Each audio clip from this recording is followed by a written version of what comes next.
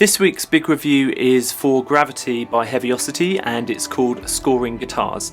It's Gravity Pack 3, runs in the full version of Contact and the Contact player as well.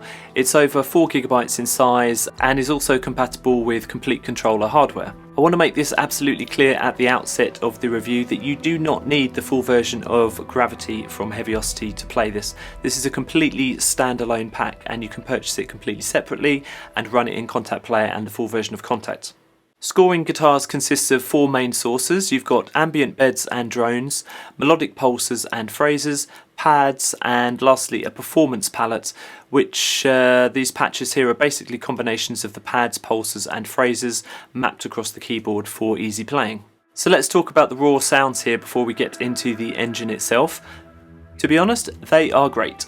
Atmospheric pads you've got here, the drones are absolutely brilliant, there's highly usable beds as well, and the absolute standout for me were the detailed guitar phrases and pulses.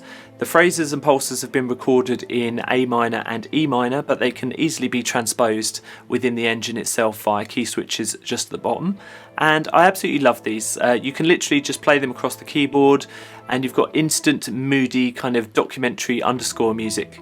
There's a huge amount of variety too there, with samples being played in forward and reverse and a combination of the two, and this is even before you get into the Gravity engine. So let's get onto that engine. There is a ridiculous amount of sequencing, LFO and effects options within that Gravity engine.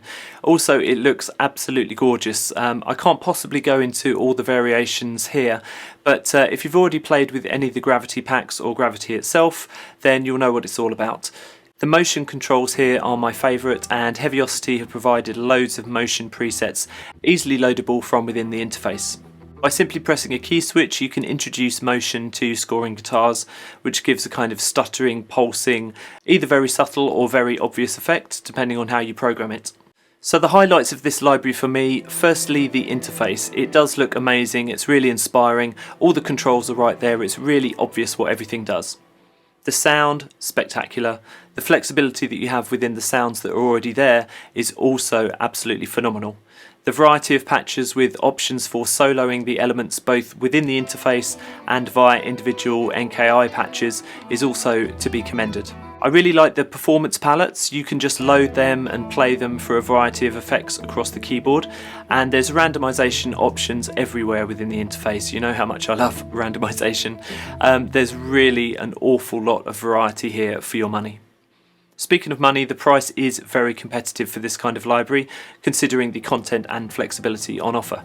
There's only one thing I could really think to improve about the library, and it's a really small thing, is that the phrases and pulses have been recorded only in minor keys, so you've got A minor and E minor, but this limits the possibilities for writing full-on songs where you might need major chords.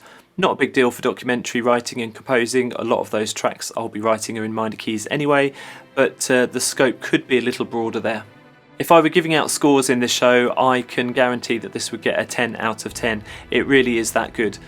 It's the sort of instrument that I could sit down and play for a few hours and come up with endless combinations, inspiring and useful in equal measure. Can't recommend it highly enough. Check it out at the Heavyocity website. Thank you so much for watching. That's just a small taste of the Samplecast, a weekly podcast and YouTube show for sample library geeks and plugin enthusiasts. You can find out more information at thesamplecast.com. Don't forget to subscribe.